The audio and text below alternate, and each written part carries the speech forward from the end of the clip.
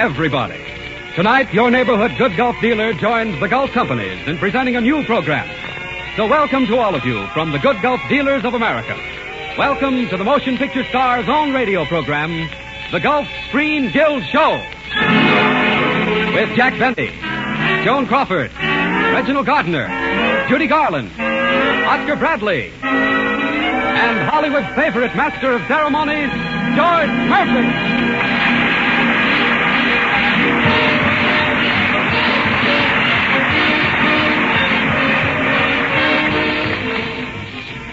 Good evening, ladies and gentlemen, and welcome to the Screen Guild Show. Maybe you're wondering why we call this the Motion Picture Star's own program. Well, you see, it's this way. This show is written, directed, and acted by the greatest names in the motion picture industry, with every type of entertainment that represents Hollywood.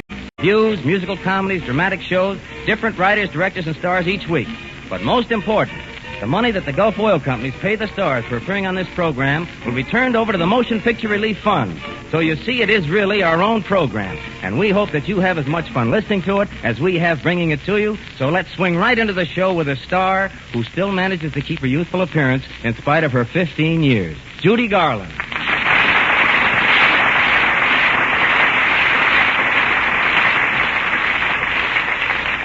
Thanks, Mr. Murphy. Isn't it swell? Isn't it great? Oh, you said it, Judy. And you're the first star to appear on the Screen Guild Show. Gee, Mr. Murphy, aren't you excited? How many people do you think are listening to us? Well, Judy, I should Can they hear say... us all over the country? Well, I do you suppose... think they're listening and enjoying it? Wait a minute, wait. If you'll stand still for just a minute, I'll tell you. You must have been vaccinated with a pogo stick. Mr. Murphy, where's the Master of Ceremonies? Well, Judy, I'm the Master of Ceremonies. Oh, I thought the Master of Ceremonies was supposed to be funny. Well, it so happens that I'm the Master of Ceremonies, and I can be just as funny as the next one. Oh, gee, have they already decided on the next one? Judy, darling, how about your song? Well, shall I sing Sweet or Swing? Which do you like to sing? Well, you see, it's this way. Shall I sing a melody of birds on the wing? Shall I sing of love and spring? Or shall I sing of swing? Oh, swing! Yes, swing! Shall I dance a polka or a stately court gavotte? Should I do a Susie Q and make it good and hot? Too hot, too hot. Should I do what Mother tells me to and be a slightly dull but model little daughter? Or should I merge with this terrific urge to get right up and do my stuff, not to gay but gay and love? Hey, hey, ho, ho.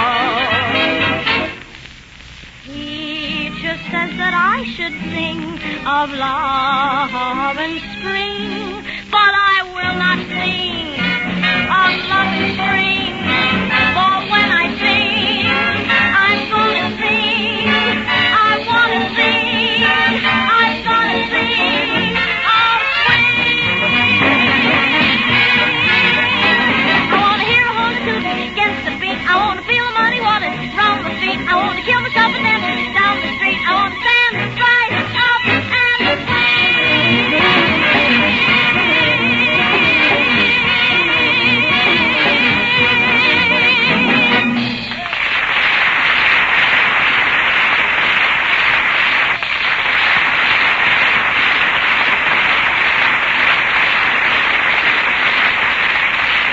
Thank you, Judy Garland. Thank you. That was grand. That was swing and certainly sweet. Thanks. And don't forget, I want to meet all the stars on the show tonight. All right, you stick around and I'll introduce you to Joan Crawford.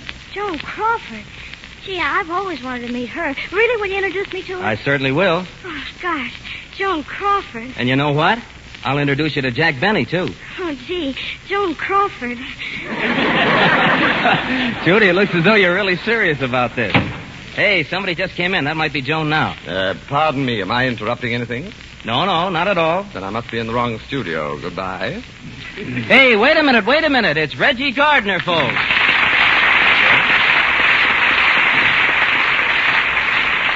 Well, Reggie, it's really a pleasure to see you here, and it's awfully nice of you to be on this first program, in spite of your broken arm. Oh, my arm's much better, thanks. In fact, it's practically healed. Then why don't you take off the sling? I would, but it's holding up my pants. You see, I can't afford a butler. Frightful, isn't it? Say, Mr. Murphy, when are you going to introduce me to Joan Crawford? Judy, look, I'll introduce you to Joan Crawford just as soon as she gets here. Hasn't Joan been on yet? No, and we're waiting for Jack Benny, too. He just finished his own program, and he's... He'll like that. You see, Jack just finished his own program, and right now he's in a police car. Oh, really? I heard his show, but I didn't think it was that bad. You know, I heard a lot of radio programs while lying in the hospital with my broken arm. In fact, that's all I did. I didn't get any sleep at all. You see, being in one room so long brought back my old phobia of believing that the furniture and everything in the room was alive. With the exception of my night nurse, of course, who definitely wasn't. I actually believe that all inanimate objects are alive, and along this line, the most alive thing I've ever seen is a railway engine. Not only is it alive, but it's livid, furious. It loathes humanity.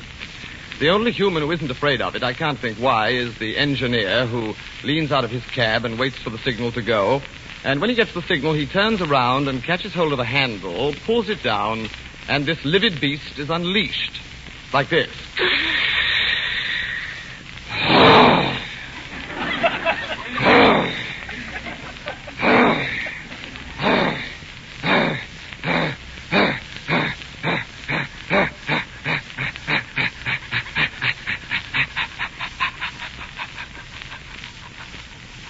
And so forth on its journey.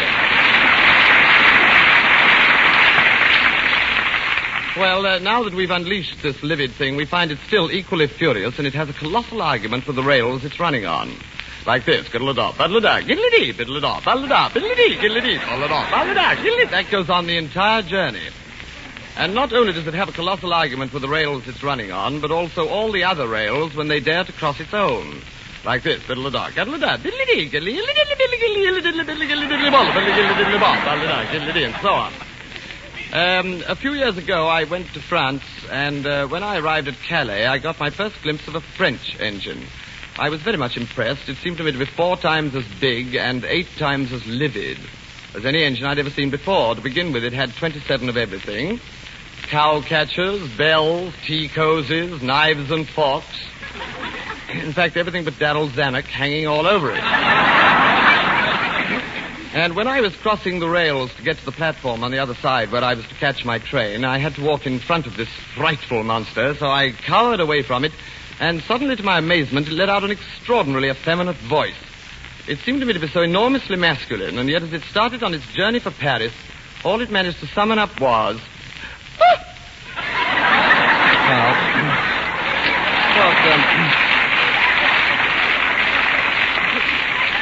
Of course, I may be wrong about that, but really does seem to me to be a little peculiar. Now, before I end this bit of nonsense, I would like to tell you the one thing that an engine really loathes more than anything else, and that is another engine coming in the opposite direction. That it cannot bear. And by this time, you're well on your trip, and you've settled down quite calmly to diddle-a-dom, baddle-a-da, giddle-a-dee, boddle-a-da, and all the other maddening noises, when suddenly, to your horror, this new thing bursts upon you and nearly knocks you on the carriage floor. It's the most frightening thing in the world, and it goes like this. Diddle-a-da, diddle-a-da, diddle-a-dee, diddle-a-da, hell-a-da, hell-a-da, hell-a-da, hell-a-da, hell-a-da, hell-a-da, hell-a-da, hell-a-da, hell-a-da, hell-a-da, bull-a-da, diddle-a-dee, diddle-a-da. But it's very silly, don't bother. It's just my own personal program.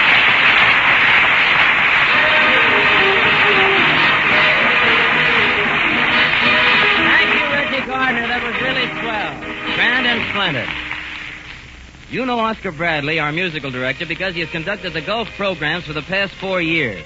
But we've known him since the days he conducted such great New York successes as Showboat, Rio Rita, The Desert Song, and many others. Tonight, he goes a little jitterbug with Jeepers Creepers and Say It With a Kiss from the Warner Brothers picture, Going Places. Okay, Oscar, go places.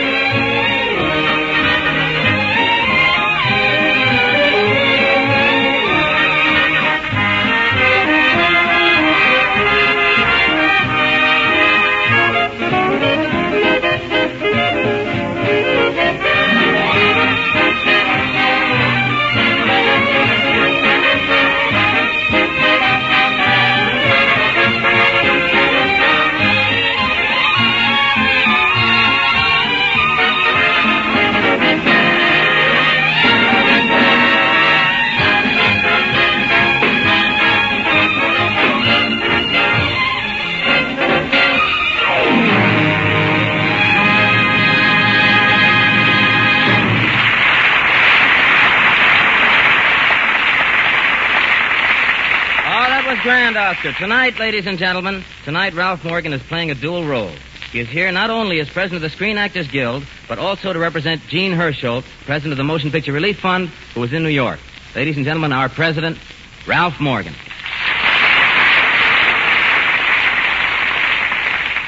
Thank you, George. God bless you, Gene Hersholt. I know you're listening in. Ladies and gentlemen, it's a real pleasure that I present Colonel Drake, president of the Gulf Oil Corporation and the Gulf Refining Company. Colonel Drake has been a vital factor in offering this new series of programs to you for your entertainment. Here he is, Colonel J. Frank Drake, speaking...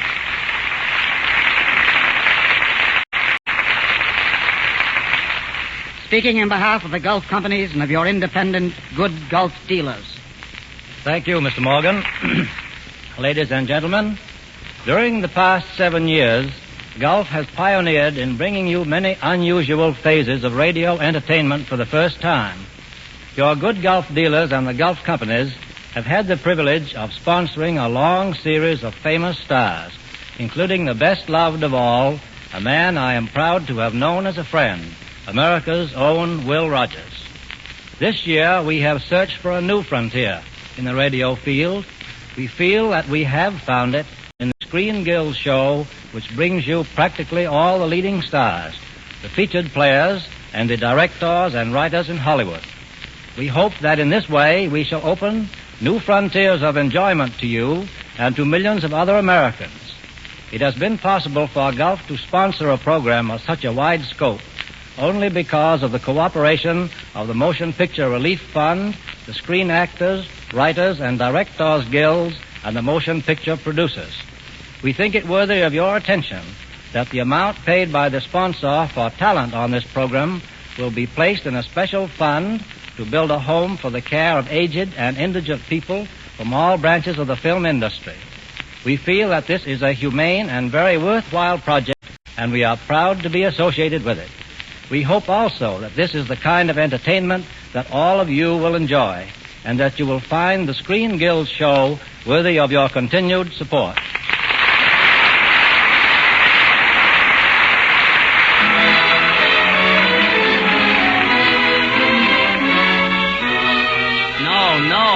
No, Judy, no. I told you no. Why not? Now, look, Judy, Colonel Drake is the president of the Gulf Oil Company. He's been very nice to us, and he's a very busy man. And you cannot ask him to change the oil in your car.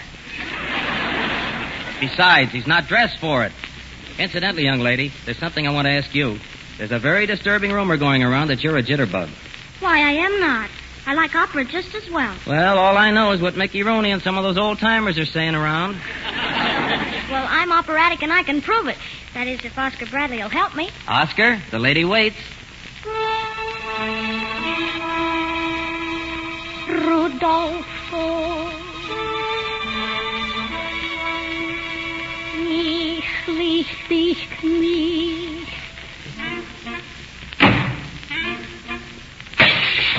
Ah, what was that?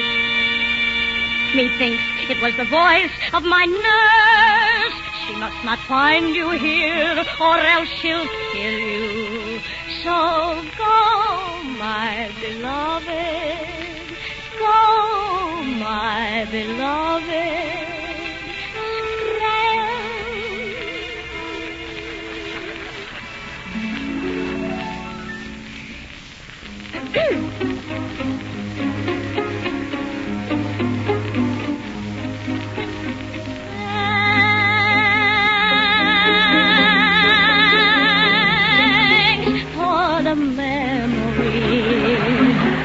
Of rainy afternoons, swingy Harlem tunes, and motor trips, and burning lips, and burning toast, and prunes. How lovely it was.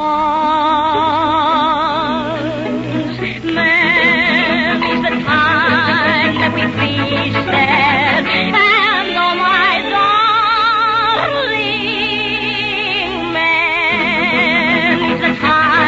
that we frosted.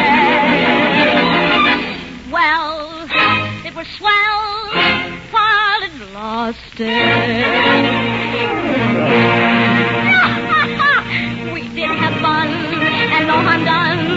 tears, no fuss. Hooray for us, and thank you. Thank you. Thank you so much. Ronnie! Thank you so much. Don't mistake my attitude. Listen to my gratitude.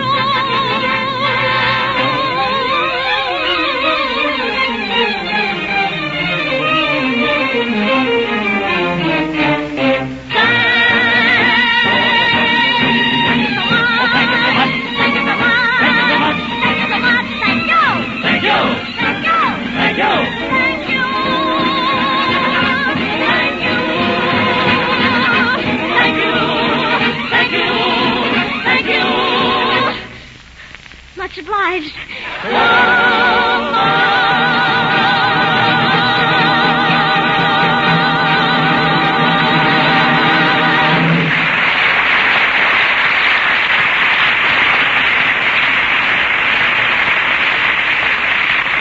Thank you, Judy. Thank you. That was grand. I never realized that you were such a serious threat to the Mets. Yeah, kind of was a surprise to me, too. Well, Mr. Murphy, don't forget that, You're going to meet Joan Crawford just as soon as she gets here and not before, and don't ask. Here I am, George. You can relax. Why, it's Jack Benny. Hello, Jack.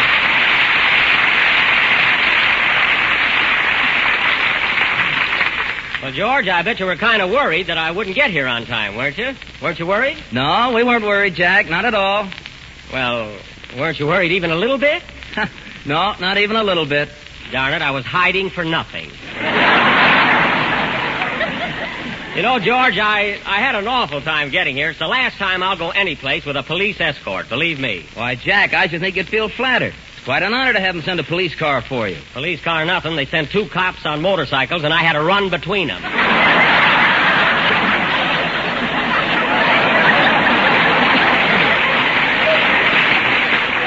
I should feel honored yet. Say, George, I'm not the first one here, am I? Who else is on the show tonight? Well, there's Judy Garland. Oh, Judy. And Reginald Gardner. Oh, Reggie. And Joan Crawford. Oh, boy. Miss Crawford.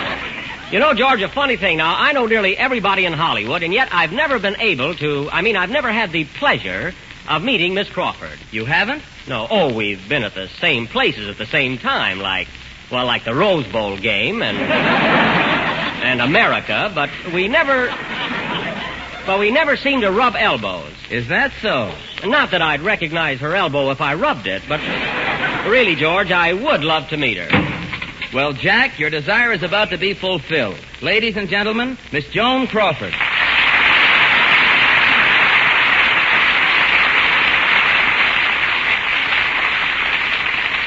Hello, Joan. Hello, George. Joan, I can't tell you how happy I am that you're here. Before I say another word, I want you to meet Jack Benny. He's one of your greatest fans. Fan? I'm practically a windmill. How do you do, Mr. Benny? So glad to know you, Miss Crawford. And George is right. I've always been a great admirer of yours. Well, thank you, Jack. I called you Jack because I feel I almost know you. You do? Yes, I've heard Fred Allen speak of you so often.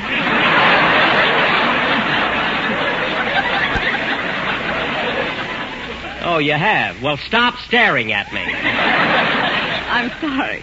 Listen, Miss Crawford, you know, Allen has been saying a lot of things about me, but don't believe a word that comes out of his nose. Oh,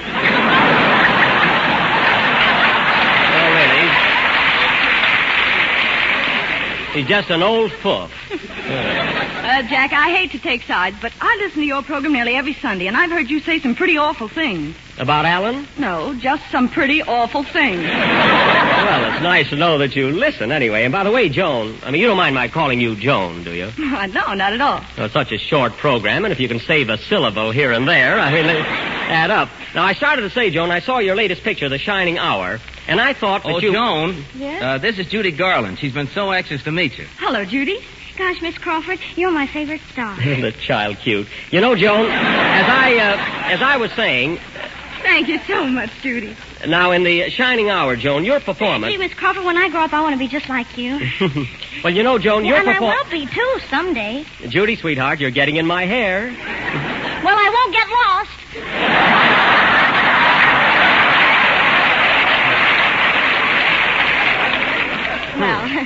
Well, goodbye, Miss Crawford. Goodbye, Judy. I'll see you later. You know, Jones is a cute kid. And I've been trying to tell you how I enjoyed your performance so much in the shining hour and a half. It was really delightful. You know, I'm in the cinema, too. Oh, yes, I know, and I've always enjoyed you very much. You have? Mm-hmm. Well, look, if you mean that, Joan, there's a question that I'd like to ask you. It may sound silly, but it means an awful lot to me. I mean, to my career. Well, I hope I can help you, Jack. What is it? Well, look, Joan, if I'm as good in pictures as we think I am, why don't they ever cast me, well, as a lover? After all, there must be some people who think I'm attractive. You know? Oh, there must be. Yeah. But getting back to me being a lover, I can't understand how Paramount overlooks such a natural opportunity. You know, I've got Gary Cooper's eyes and Don Amici's nose, Robert Taylor's overcoat, and yet something is holding me down. You know? Well, maybe it's the overcoat. No, Joan. What I'm driving at is this. What is it that keeps me from being another Ronald Coleman or a Clark Gable? Oh, Jack, that's a very delicate thing to say. But come on, tell me, Joan. I can take it, really. Jack, I could tell you what I think might be the reason, but I hate to say it in front of all these people. Oh, that's all right. I won't be offended, I promise you. Take an oath. May I never live to see Artists and Models Abroad, a Paramount picture, playing at your favorite theater. All right, then. Here goes.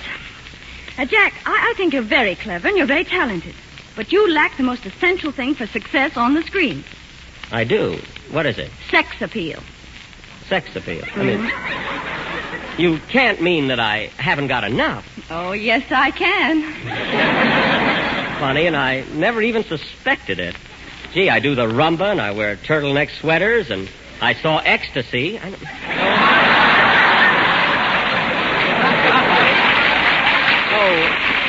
Jack. I don't know. Jack, let me try to explain it to you. Suppose you weren't Jack Benny. Suppose you were Ronald Coleman or Clark Gable. Oh, if you were Gable, do you think I could just stand here coldly, calmly talking to you? Well... No. Why, if you were Gable, well, I couldn't stay away from you. I'd want to get closer to you, like this. I'd even want to caress your cheek, like this. And I'd want to kiss you, like this. You see? I didn't feel a thing. That's funny. I was a wreck.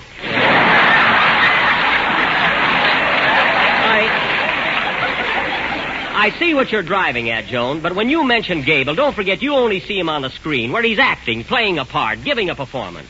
Why, it's all a matter of environment, surroundings, circumstances, music, dim lights. That's what it is. Oh, no, you're wrong about that, Jack. No, I'm not. It's all atmosphere. I can prove it to you, Joan. How? Now, look, I want you to close your eyes and forget I'm Jack Benny. I mean, close your eyes and think of me as Clark Gable. You mean I should concentrate on it? Yes. Now, remember, I'm not Jack Benny. I'm Clark Gable. I'm Clark Gable. Clark Gable. Got it? Yes, Jack. All right, I'm Jack Gable. I mean, what's in a name? Now, look, we'll play a love scene together, a real fervent love scene. I'll show you that my kiss and Gable's, it's the same thing. Are you ready? Yes, I'm ready. All right. Now, close your eyes and we'll start. Dim the lights, please. Dimmer. Music. Joan. Oh, Joan. Oh, Clark, it's really you. And I thought you were leaving without saying goodbye. Oh, my poor darling. My sweet. Let me dry the tears that are brimming in your eyes. My love. I should have told you sooner, but I'll be back, darling. I don't know how or when. But my heart calling to yours will sing a rhapsody in your dreams, though years and 1,000 miles shall separate us. Oh, Jack. Yes, dear. I mean, what is it, George? Hey, Jack, you want to know something? I forgot to give you an introduction tonight. Who cares? Goodbye. Well, I can give you one right now while Miss Crawford is sleeping. She's not sleeping. Joan, are you still in the mood? I will be as soon as I close my eyes. All right, then. Let's continue. Oh, cruel fate. What exquisite agony. To meet and part with nothing left to cherish but the ecstasy of love's first kiss. Love's first kiss. And kiss me, my sweet, and I shall ever be a man whose heart has plumbed the depths. My beloved. Kiss me. To think that we may never meet again. Kiss me. To think that fate could treat me thus. Kiss me. To think Kiss that... me, for heaven's sake. Oh, my love.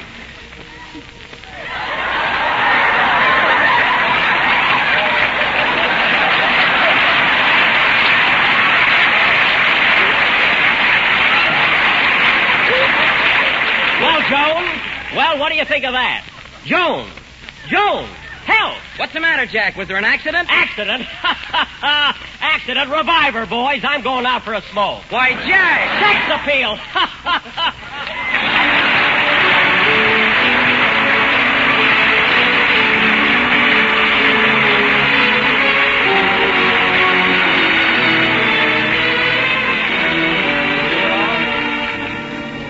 Before we ring down the curtain, I'd like to thank all the artists who took part in tonight's show. The show was directed by Mitchell Lyson, and the writing supervised by Earl Brecker and Sam Perrin. Thank you for the Gulf Oil Companies and the motion picture industry. This is George Murphy saying good night.